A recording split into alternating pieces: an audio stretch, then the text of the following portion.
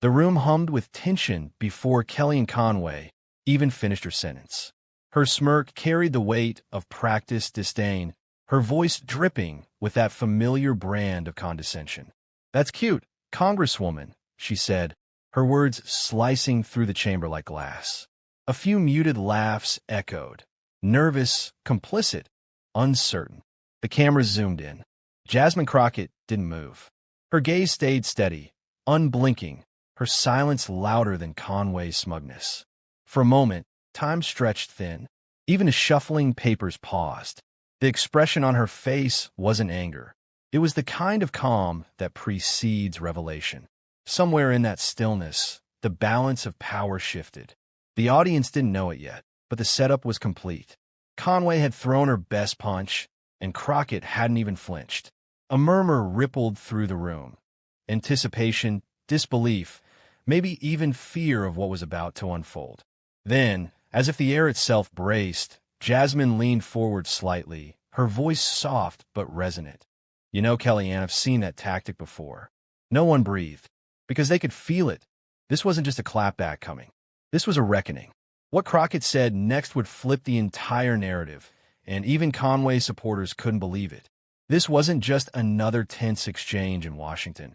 It was the collision of two Americas, one that manipulates truth to maintain power, and one that stands its ground, even when the room is designed to silence it. Conway had long perfected her art of spin.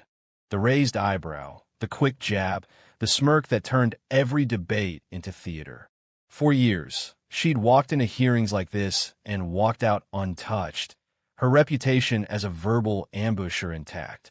Cameras loved her. Headlines rewarded her confidence. But today's stage was different.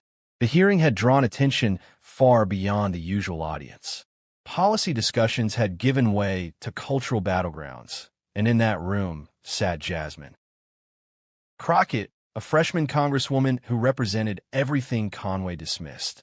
Calm intelligence, Southern grit, a voice that carried both the courtroom and the community. She had studied Conway's style, the interruptions, the dismissive laughter, the way she turned every question into a monologue. But Crockett didn't come to mimic her. She came to expose her. And that was the threat Conway couldn't calculate. For years, women like Jasmine were expected to smile through condescension. Today, she chose not to. Today, she would make composure look dangerous. As the cameras zoomed closer, the silence inched toward suspense. Crockett's pen rested motionless beside her notes. Conway tilted her head, that practiced look of superiority settling in. The air felt charged, heavy with something no one could quite name yet, the sense that someone powerful was about to lose control of the narrative. The commentators watching live sensed it too. Something shifting, one whispered off mic. The hearing wasn't about legislation anymore. It was about tone, dignity, and who America wanted to believe. And when the cameras started rolling, so did history. But before Crockett spoke, Conway tried one last power move, and it backfired spectacularly. For years, Kellyanne Conway had built a kingdom out of words. Not facts, words. The kind that dazzled, deflected, and disoriented. She didn't enter conversations to exchange ideas. She entered them to dominate, to confuse, to perform. Her voice carried that polished sharpness of someone who'd learned that confidence could disguise contradiction. Every phrase was a weapon, every smirk a signal. She was in control. The nation first met that style during the whirlwind of the Trump era. Those endless TV appearances where she turned direct questions into abstract riddles. When reporters pressed her on contradictions, she invented a phrase that would define her legacy: alternative facts. It was more than a meme. It was a manifesto, a declaration that perception mattered more than truth, that loudness could outpace logic. She was, as one commentator put it, a master illusionist of rhetoric. But beneath the polish was a pattern: dismissiveness toward anyone she deemed lesser, especially women of color who refused to defer. Conway's strategy was simple: interrupt, condescend, control. Her rhythm was rehearsed. A half laugh here, a cutting, let me finish there. She understood television's laws better than most politicians. The one who looks unbothered wins. She wasn't arguing. She was performing. And the audience, she believed, always sided with confidence over truth. But this time, the performance faltered, because across the table sat someone who didn't buy the act. Crockett had watched Conway's clips before, those viral moments where she dodged logic with linguistic acrobatics, leaving interviewers blinking in disbelief. "You didn't answer the question," they'd say. Conway would smile, shift tone, and somehow make them look flustered. It wasn't brilliance. It was control through chaos. Yet in this hearing, that method had met its match. Conway entered the chamber expecting another predictable sparring partner. She underestimated the danger of calm. Crockett wasn't chasing sound bites. She was building a mirror, one that would reflect arrogance back onto its source. As Conway leaned forward that day, her tone carried the same rehearsed rhythm. Her words dripped with that blend of mockery and authority she'd perfected over years in front of cameras. She called Crockett emotional. She suggested she read the data again. She chuckled mid-sentence, as if explaining politics to a student. To some, it sounded like confidence. To others, it was contempt. The committee room felt it. That subtle discomfort when power reveals its disdain too openly. The staffers avoided eye contact. Journalists scribbled faster. Conway didn't notice. She was too busy performing. Because for her, the show was the point. The dominance, the smirk, the perfectly timed pause. These were her tools. It had always worked before. The headlines would replay her one-liners. Pundits would call her tough, and opponents would walk away looking rattled. She thrived in the chaos she created. But this wasn't cable news. This wasn't a morning show where spin could masquerade as substance. This was a room where facts had weight and silence had meaning. And across from her sat Jasmine Crockett, grounded, focused, immune to theatrics. Crockett didn't interrupt. She didn't match tone with tone. She simply waited, eyes fixed, letting Conway fill the air with her own noise. Every second of that silence chipped away at Conway's control. For the first time, confidence began to look like desperation. And as the cameras rolled, a subtle realization spread across the audience. This time, the old trick wasn't landing. The interruptions sounded defensive. The smugness felt hollow. Conway's power, built on spectacle, was meeting a kind of strength it couldn't manipulate. Because Crockett wasn't there to win the argument. She was there to reveal it. And the same tactics that made Kellyanne Conway famous were now becoming her undoing, because Jasmine Crockett doesn't play by the old rules. Before the cameras, before the headlines, there was a young attorney in Texas who refused to be silenced. Jasmine Crockett began her journey in courtrooms that didn't welcome her confidence. Judges who mistook her poise for arrogance. Opposing counsel who called her emotional when she spoke with conviction. She'd seen it all. But every dismissal, every condescending smirk became fuel. She learned how to argue not just with words, but with presence. Her nights were long and lonely. The lights in her small Dallas office burned past midnight as she pored over case files, cross-referencing every clause until truth became armor. The hum of the city outside reminded her why she fought.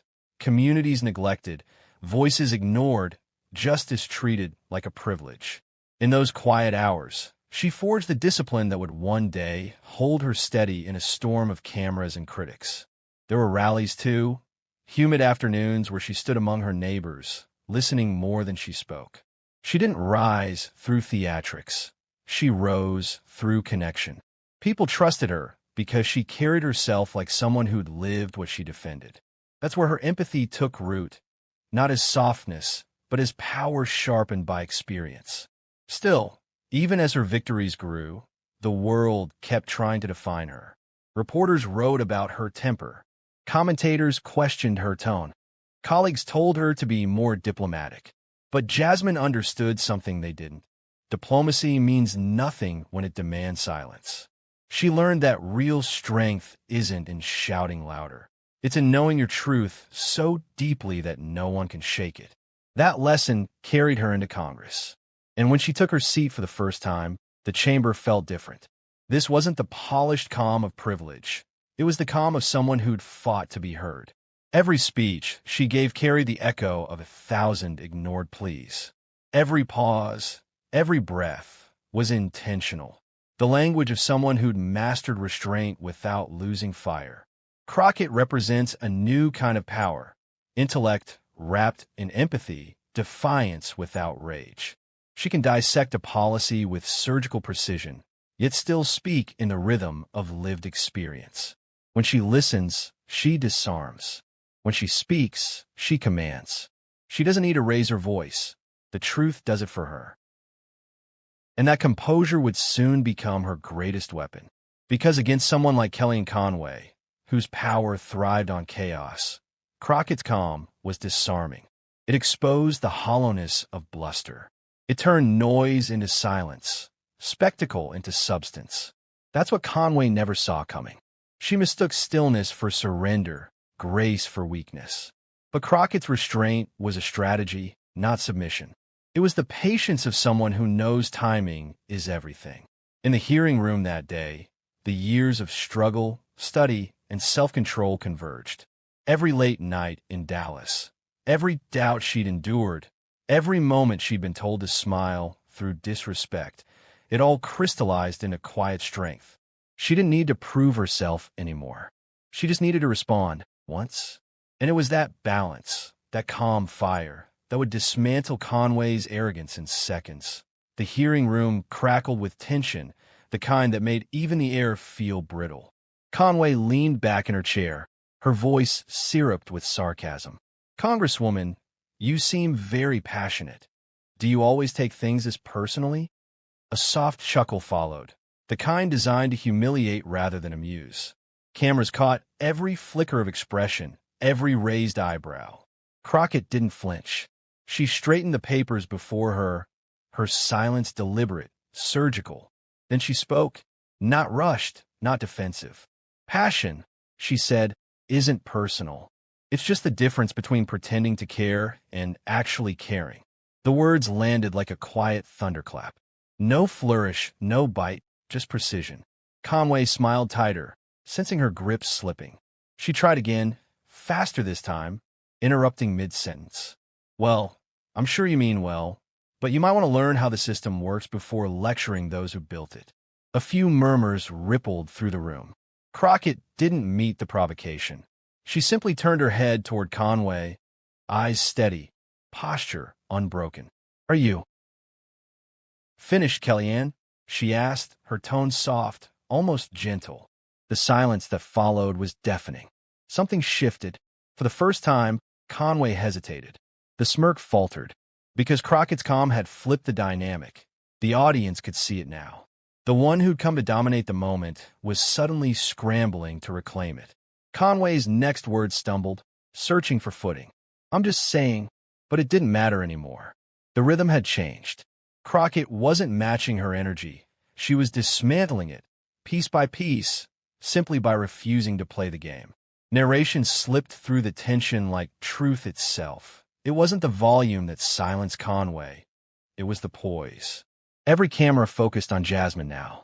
The quiet confidence, the measured breath before each line, the way she looked through the noise instead of reacting to it. It was magnetic. Even those who'd come expecting a spectacle felt something shift in themselves. Then, with the faintest smile, Crockett leaned forward. Her voice lowered, her words deliberate. "You wanted a performance, Kellyanne," she said. "You're just not the star of this one." But Crockett wasn't done. What came next turned a viral moment into a national message. Crockett didn't rush. She waited until the rustle of papers and whispers died down, until even Conway's smirk froze under the weight of her silence. Then, in a tone steady enough to slice through marble, she began. "You know, Kellyanne," she said, her voice calm but commanding, "it's easy to twist words when you've never had to live their meaning." The room went still. A few heads turned. It wasn't a shout. It was a scalpel. Crockett continued, each phrase deliberate, each pause perfectly measured. "You've spent years telling America what's true, even when it wasn't. You turned confusion into a career. But where I come from, truth isn't an accessory, it's survival. A few people shifted uncomfortably in their seats. Conway opened her mouth to interrupt, but Crockett kept going, her rhythm unwavering. When you talk about facts, you mean narratives. When I talk about facts, I mean lives, people who don't get to spin reality because they're too busy living with its consequences. You've never had to explain injustice to a mother whose son didn't make it home. You've never had to tell a community to keep believing when power tells them not to. The camera zoomed in. Conway's smile was thinning. Her hand moved to her pen, tapping nervously. Crockett leaned in slightly, her eyes steady. I don't raise my voice because I don't need to. The truth doesn't need to shout to be heard. The audience gasped, a sound somewhere between awe and disbelief. The tension snapped like a stretched wire. Reporters started typing furiously. One tweet flashed across screens almost instantly. Jasmine Crockett just dismantled Kellyanne Conway. Calmly, completely, devastatingly. Crockett continued, her cadence gaining quiet force. You say I'm too passionate? That's what people say when they mistake conviction for chaos. You say I don't understand the system? Maybe that's because I'm not trying to protect it. I'm trying to change it. She paused, letting the words hang in the air. The cameras caught the contrast. Crockett serene, Conway blinking, her once effortless composure unraveling. It's easy to mock justice when you've never needed it, Crockett said finally, her voice softening. But some of us don't get to choose whether we fight. We fight because silence has never saved us. A murmur swept through the gallery, that unmistakable ripple when something transcends politics and becomes principle. Someone whispered, "She's schooling her." Another said, "This is history." Crockett glanced briefly toward the audience, then back to Conway. "You wanted to make this personal," she said. "But the truth is, this was never about you or me. It's about whether power can ever respect truth." For a moment, even Conway didn't have a line to throw back. She simply looked down, the color draining from her face as the sound of typing, gasps, and whispers filled the void she'd ruled seconds earlier. Outside the hearing, clips began circulating before the session even ended. Hashtag Crockett versus Conway was trending within minutes. Edits looped her calm takedown, captions flashing, "Dignity doesn't need permission to speak." Commentators replayed her line, "It's easy to twist words when you've never had to live their meaning." It became a mantra. Inside, Crockett sat back, folding her hands neatly. She didn't gloat. She didn't glance at the cameras. Her silence was victory enough. Narration swept in, cinematic and sure. Each word landed heavier than the last. And by the end, even Conway's smirk had vanished. This wasn't a debate anymore. It was a reckoning. One woman's calm exposing another's performance. It was the difference between truth that speaks and arrogance that crumbles. The audience knew it. The country felt it. And Conway, for all her practiced deflections, could only sit in the ruins of her own bravado. Crockett had done more than defend herself. She'd shifted the conversation. In an age where shouting had become strategy, she proved composure could be revolutionary. But the real shock came minutes later, when Conway's own allies reacted. The scene fades from the committee room to a blinding storm of headlines and notifications. Screens light up, CNN breaking. Jasmine Crockett's calm takedown of Kellyanne Conway goes viral. Across the ticker on Fox, the tone is different. Did Conway walk into a trap? Within minutes, social media becomes a digital earthquake. The hashtag Crockett versus Conway rockets to the #1 trending spot worldwide. On X, short clips loop endlessly. Jasmine's line, her tone, that pause before the crowd gasped. One post hits 1 million views in an hour, captioned, "This is how you destroy arrogance, with grace." Split-screen montage. A Fox panel sits speechless, one commentator muttering, "That wasn't a debate, that was precision." MSNBC's anchor smirks. "Some moments define eras. This might be one." On TikTok, users remix Crockett's line over cinematic beats. It's easy to twist words when you've never had to live their meaning. The sound becomes a viral trend, stitched into motivational videos, political edits, even classroom discussions about rhetoric and restraint. Celebrities weigh in. One actor tweets, "That's leadership." A civil rights lawyer posts, "She didn't out-yell her, she outclassed her." Even a few conservative voices cautiously admit Crockett handled herself like a pro. For many viewers, the moment hits deeper than politics. Narration underscores it. It wasn't just what she said, it was how she said it. In a world addicted to outrage, she proved that calm is still power. Clips show everyday people reacting. A teacher replaying the segment for her civics class, a mother tweeting, "My daughter just said she wants to be like Jasmine." The moment transcends party lines and becomes something symbolic. Dignity standing tall in a culture of chaos. Online discourse shifts. Think pieces emerge overnight. The power of poise. Why Jasmine Crockett's silence spoke louder than Conway's spin. Composure is the new clapback. Cable hosts debate it, pundits dissect it. Yet beneath all the noise, a collective recognition begins to form. Something real just happened. Narration deepens, reflective and cinematic. What began as a verbal attack turned into a cultural mirror.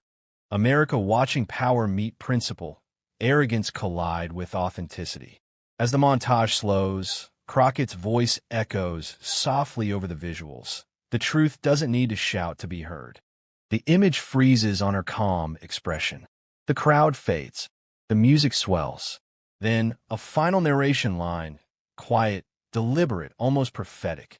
But beneath the applause lays something deeper, a lesson about dignity in the age of noise.